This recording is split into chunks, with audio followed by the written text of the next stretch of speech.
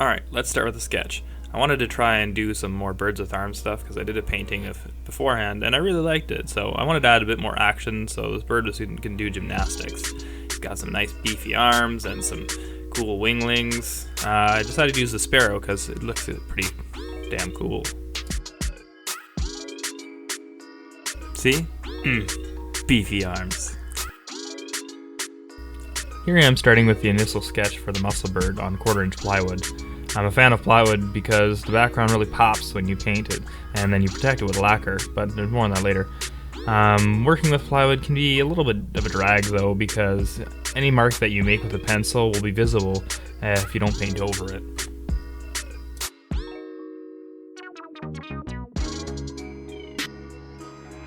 Alright, now it's time to mask out the painting and to choose a boss purple to make sure the background pops.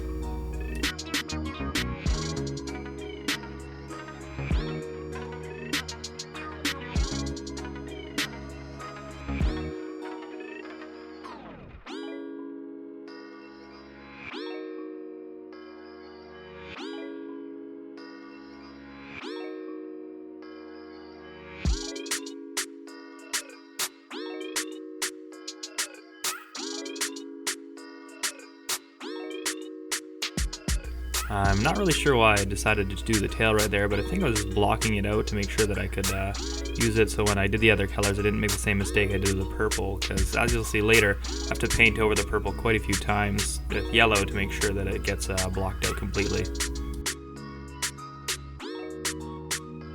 Finally, I'm going to mask off the background again so I can do the blue and the orange, and then I think that'll be pretty much finished so I can start on the bird's body.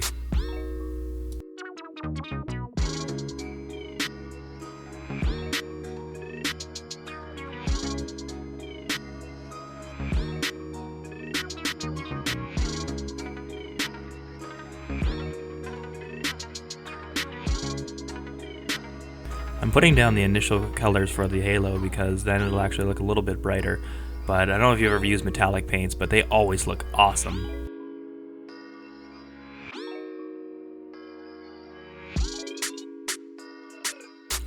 I have no idea what to talk about right now, so I decided that I really want to talk about how much I've come to love gingerbread cookies, especially the chai flavored ones. I can wholeheartedly endorse them to anyone who wants to try them.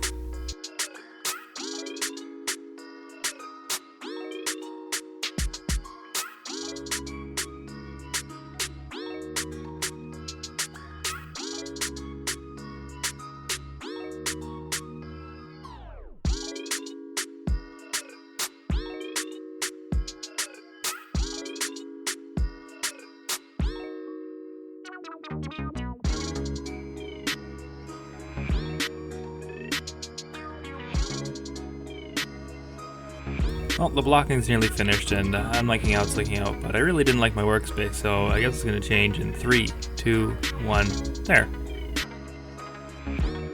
I'm starting the shading to give it that 3-dimensional look, and then doing some mild feathering around the edges so that the feathers will look more realistic when they come out.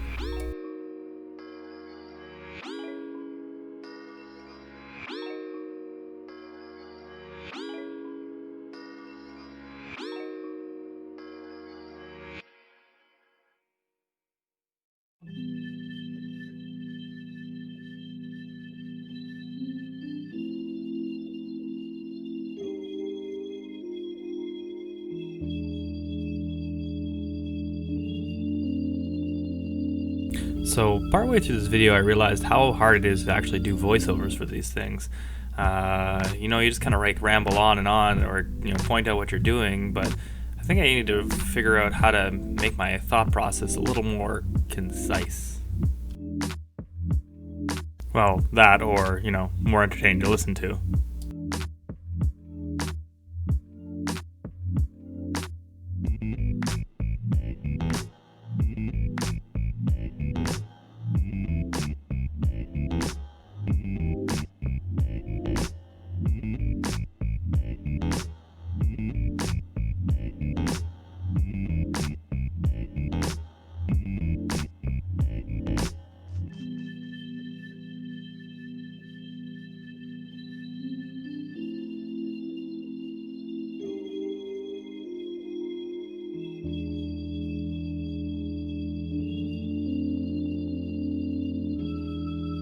So here I'm yelling at the halo again so that the purple gets a bit more hidden. You really don't want that to shine through in the final painting.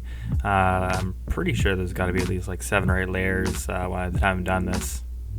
Also coming up is a super advanced technique of turning your painting around to get at spaces that you can't actually paint on.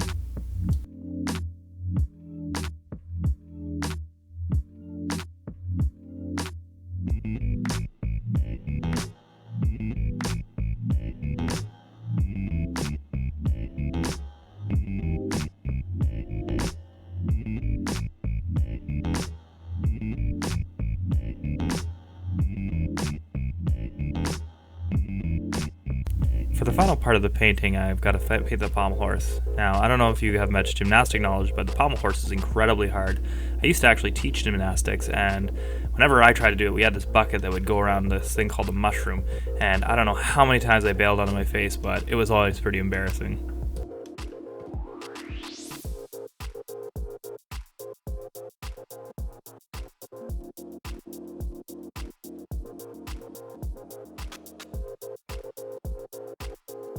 So I know that the gold right now looks kind of like la marde, but as you move on and do a couple layers, it really starts to get that nice shiny look that will come across in the final painting.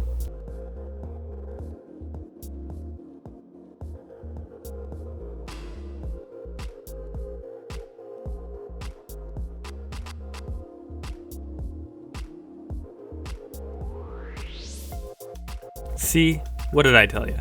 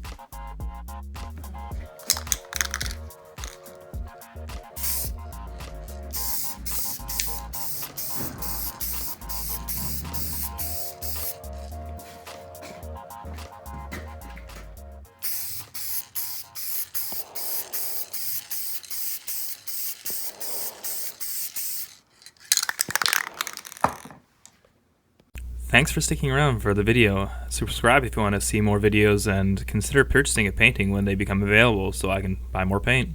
Have a good one!